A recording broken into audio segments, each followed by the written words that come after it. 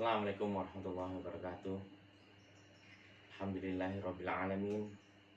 Wassalatu wassalamu ala asrofil anbiya'i wal mursalin wa ala alihi washabihi ajma'in. Amma ba'du. Selamat siang semuanya. Semoga kita selalu mendapatkan ridho dan selalu dalam lindungan Allah Subhanahu wa taala. Banyak orang bertanya-tanya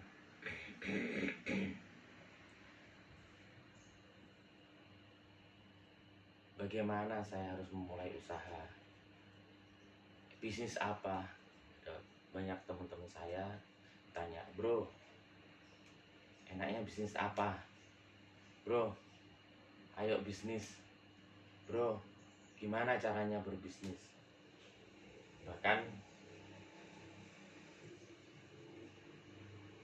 para orang tua yang menjelang pensiun atau bahkan udah pensiun, beberapa bertanya pada saya, Mas Agus, enaknya memulai bisnis apa? Enaknya bisnis apa? Itu yang menjadi pertanyaan. Bahkan beberapa karyawan saya terang-terangan ngomong sama saya, Pak Agus, saya ini sudah capek menjadi seorang karyawan. Saya ingin berbisnis, saya ingin mandiri. Ya, saya pikir itu adalah kejujuran yang memang sudah selayaknya mereka harus pikirkan itu. Dan saya sebagai orang yang sudah terjun duluan dalam dunia bisnis ya memang harus mensupportnya, karena saya berpedoman kalau kita berbagi ilmu, kita berbagi wawasan, itu rezeki kita tidak akan berkurang. Oke, saya akan menjawab pertanyaan itu, bahwa bisnis apa yang bagus. Bisnis yang bagus adalah bisnis yang segera dimulai. Mau kamu masih sekolah, mau kamu masih kuliah, mau kamu sudah pensiun sekalipun, tidak ada kata telat untuk memulai usaha. Cuman memang struggle-nya akan berbeda, memulainya juga akan lebih menemui ganjalan-ganjalan yang berbeda pada setiap tahapan itu. Contohnya Kolonel Sanders yang punya KFC itu mulai berbisnis pada 65, dan itu alhamdulillah langsung jalan dan sukses.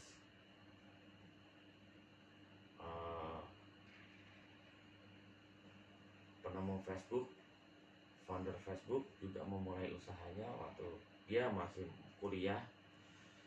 Pun juga Microsoft, Bill Gates, bahkan sampai di DO dia memulai usaha yang diyakini dia bakal sukses. Dan coba kita akan bahas usaha apa yang cocok di masa pandemi ini. Pertanyaannya adalah, apakah Anda terkena dampak Corona COVID-19? Saya yakin semuanya pasti terkena dampak. Pun saya sangat berdampak sekali. Yang dulu penjualan rumah itu setiap bulan bisa 10-15 unit, sekarang 3-4 unit. Artinya produksi yang biasanya kita bisa berproduksi sampai 15 unit per bulan, itu kita hanya berproduksi 3 unit, 4 unit, 5 unit paling banyak. Dan itu apa yang pasti berimbasnya sama pendapatan yang kita akan peroleh. Kita coba berilustrasi sebentar. Ya, ini saya punya pedoman bahwa everybody can sales, karena kuncinya adalah sales. Jadi setiap orang itu bisa menjual. Tidak ada kata, waduh saya nggak bisa berjualan, aduh saya nggak bisa punya jiwa sales, aduh saya nggak bisa berbicara di depan umum, aduh saya nggak bisa punya pengetahuan di dalam dunia penjualan. Itu semua bisa dipelajari asal kita mau belajar. Itu kuncinya dalam satu bisnis, dalam satu bisnis. Memang yang pokok utamanya adalah sales. Sehebat apapun kita berproduksi, sehebat apapun kita eh, punya inovasi, ujung-ujungnya kalau tidak ada sales, maka itu bukan dikatakan bisnis, maka itu tidak akan mendapatkan income yang kita inginkan, yang sesuai dengan yang kita harapkan. Hanya di sini sales itu adalah hal yang terpenting dalam satu proses, bisnis ya, perdagangan maupun bisnis. Oke, katakanlah sebelum sebelum COVID-19, ini sebelum pendapatan kita 12 juta 12 juta ya, kita bagi ke kebutuhan primer, kebutuhan pokok, katakanlah ini kita hanya ilustrasi aja ya, uang SPP anak-anak 2 juta SPP, terus apalagi yang pokok, dapur dan kebutuhan rumah tangga katakanlah 4 juta per bulan rumah tangga, ini adalah kebutuhan pokok. Terus apalagi, cicilan mobil 2 juta per bulan. Terus apalagi, ini uang jajan, uang makan di luar, itu katakanlah uang jajan dan uang bensin 3 juta per bulan. Ini udah berapa? 3, 5, 9, 11 1 juta kita sebagai tabungan. Ini sebelum COVID. Karena ini saya ilustrasikan sebagai pendapatan saya ya, dengan produksi. Ini saya kebetulan lagi bergelut di bidang properti. Walaupun ada beberapa yang kita juga ada bisnis penjualan, kita sebagai distributor alat-alat teknik, distributor dari Inggris, dan itu memang saat ini kita kurang fokus untuk penjualan itu, tapi ya masih ada beberapa yang masih berjalan seperti itu. Jadi katakanlah ini kita ngomong ke bisnis properti, karena saya yakini dalam sejarah membuktikan setelah krisis, bisnis yang paling cepat settle lagi, yang paling cepat normal lagi adalah bisnis properti. Karena memang kebutuhan properti itu adalah kebutuhan, sudah menjadi kebutuhan primer. Setiap orang bertumbuh, punya anaknya harus keluar dari rumah, harus bikin rumah dan sebagainya gitu. Katakanlah pendapatan saya turun 40, dari 10 itu saya paling bisa jualan 4 unit rumah. Katakanlah ini berarti saya punya sekarang ini sebelum COVID. Ini saya setelah COVID. Otomatis ini 12 juta, berarti kalau saya hanya bisa menjual 5 unit, katakanlah 1 unit rumah adalah 1 juta, berarti pendapatan saya hanya 5 juta. Nah, 5 juta ini buat apa? Nah, ini saya bingung nih. 5 juta berarti 2 juta SPP tetap bayar anak-anak. Terus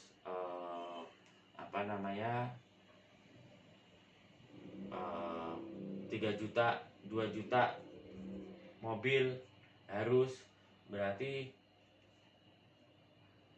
sisanya hanya, ini kita primer, sisanya hanya 1 juta untuk keperluan rumah tangga.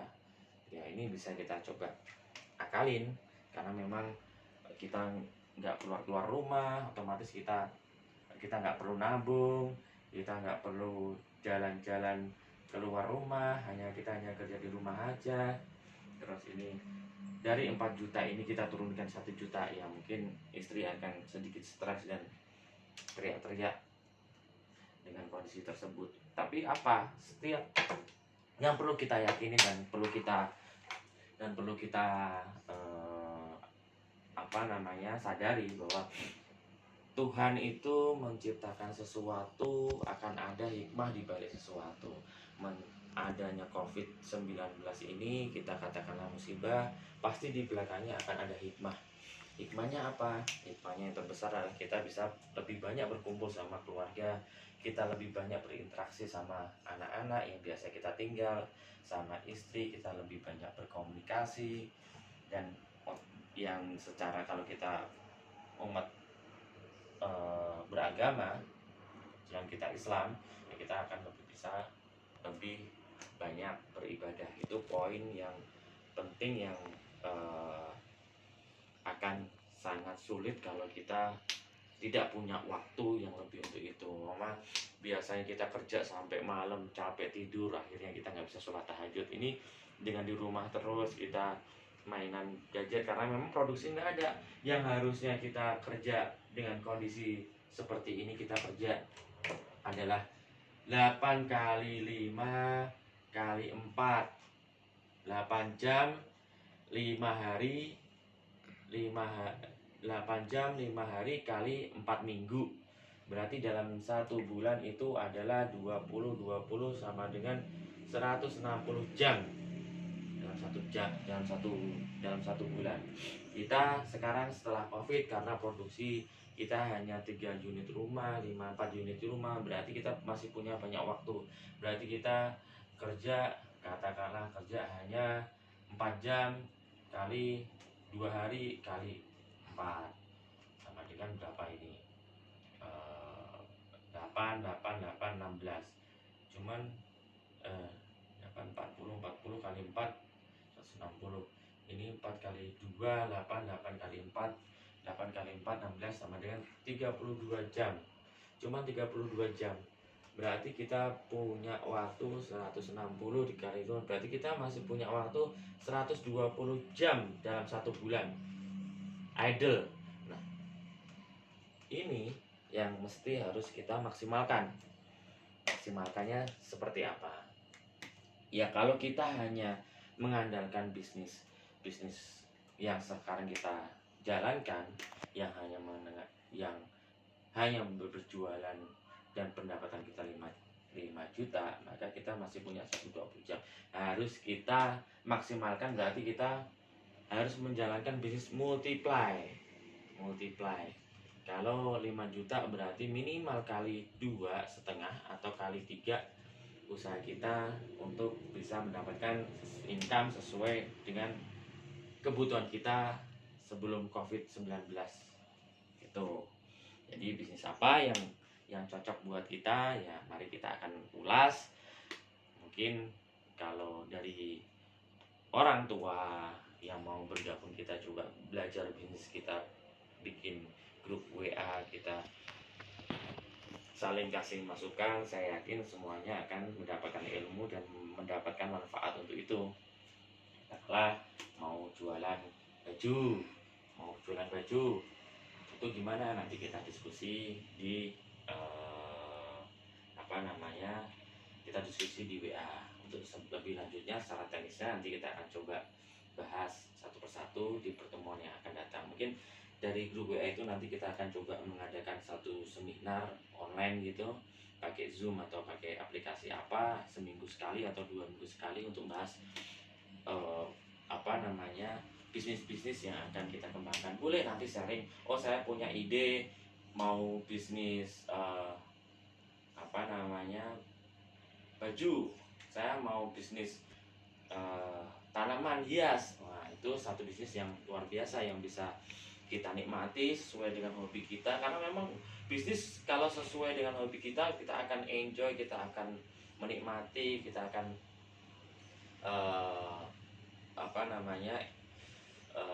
bisa optimal untuk mengembangkan itu gitu. Dan mumpung masih muda, ayo kita coba belajar bisnis ini. Jangan seperti pandangan orang-orang dulu, kamu kerja, kamu sekolah yang pintar sampai lulus, terus kamu cari kerja kalau orang-orang tua sesuai dengan bidangmu. Nah, orang-orang tua zaman dulu kan seperti itu, pintar sekolah, cari kerja, terus capek, terus punya anak, ya begitu seterusnya. Lagi kita coba pemikiran-pemikiran itu kita coba geser lah. Memang tidak ada salahnya seperti itu, tapi kalau lebih baik kalau kita coba mengajarkan anak kita berbisnis dari awal, dari dini, dari sekolah maupun dari apa, kita coba perkenalkan bisnis. Karena ada hadis juga yang mengatakan bahwa 9 dari 10 pintu rezeki itu adalah dari berdagang. Nah itu saya pikir sih itu yang mau kita coba tebalin, mau kita coba highlight itu, bahwa memang 9 pedagang itu ya kita coba. Teknisnya nanti kita coba katakanlah jualan baju, mau lewat apa, mau lewat Facebook. Nanti di Facebook itu kan ada fanpage, gimana cara membuat fanpage. Fanpage itu ada yang tidak berbayar, ada yang berbayar. Lebih tepatnya kalau kita berbayar, katakanlah kita bikin Facebook, daripada punya Facebook hanya untuk curhat, hanya untuk ngerasani orang, yang mending kita coba punya Facebook, kita lebih alihkan ke hal-hal yang produktif. Bikin fanpage, itu nanti fanpage yang berbayar itu namanya ADS, Facebook ADS. Kita ada punya Facebook ADS, itu akan coba kita bahas satu-satu. Terus gimana cara beriklan, kita coba nanti mungkin ada expertise-nya di satu grup itu, nanti punya expertise-nya sendiri-sendiri. Oh, cara membuat konten, cara membuat iklan itu seperti ini. Oh, cara membuat fanpage itu seperti ini. Nah, kita coba sharing, karena saya juga perlu belajar untuk itu dari terutama anak-anak muda yang punya banyak inovasi, punya banyak pemikiran yang masih liar seperti saya waktu muda dulu, punya banyak keinginan yang cuman mungkin energinya besar, cuman penerapannya yang mesti kurang, atau supportnya yang tidak ada. Itu kendala anak muda. Nah, kendala orang tua kan biasanya kalau kita mau berbisnis tapi menjelang pensiun atau sudah pensiun dan rugi, nah itu sudah tidak punya, dan gagal bisnisnya, itu sudah tidak punya energi untuk bangkit lagi. Karena memang karakteristik satu bisnis yang dijalani dari nol itu memang begitu kita mulai jatuh, kita bangkit lagi, jatuh lagi, bangkit lagi, sampai kita benar-benar sudah biasa. Jatuh itu hal-hal yang sudah biasa, akhirnya kita tetap berkembang terus, kita akan melanjutkan satu perjalanan, dan akhirnya tujuan yang kita capai di akhir itu tercapai. Banyak yang mulai usaha udah pensiun, belum pernah berbisnis, atau sudah berbisnis cuman sudah tahu bisnis, cuman karena baru mulai di usia senja, akhirnya mereka bisnisnya nggak jalan, mereka udah nggak punya energi untuk itu, udah nggak punya energi, uangnya udah habis. Itu problematika banyak orang yang sebenarnya di sekitar saya juga banyak saudara-saudara atau bahkan orang tua kita yang dulu juga seperti itu gitu. Oke, mungkin nanti juga ada gimana cara, karena ternyata beberapa artikel itu bisnis online itu adalah sudah menjadi satu gaya hidup. Nanti kedepannya itu transaksi online itu akan more than 90% daripada transaksi konvensional. Memang ada beberapa bisnis yang memang harus konvensional, tapi kita bisa arahkan juga kita dukung dengan bisnis online gitu. Dan nanti ada Tokopedia, terus ada Bukalapak, ada Shopee. Nah itu mungkin beberapa, saya coba cermati beberapa market ini masih banyak yang bisa kita optimalkan dan bisa kita manfaatkan gitu, yang kan tentunya akan mendapatkan sesuai dengan yang kita coba ikhtiarkan untuk bisnis itu. Oke, selamat bergabung. Ayo kita bikin satu grup WA yang membahas tentang ini. Yang tertarik saja nggak mengenal usia, masih mau sekolah maupun yang menjelang pensiun maupun yang udah pensiun, mari kita gabung, kita sharing, energi kita satukan, kita saling support, insya Allah kita akan berkah, kita akan menjadi satu kelompok yang maju. Oke, Assalamualaikum warahmatullahi wabarakatuh, selamat sampai jumpa.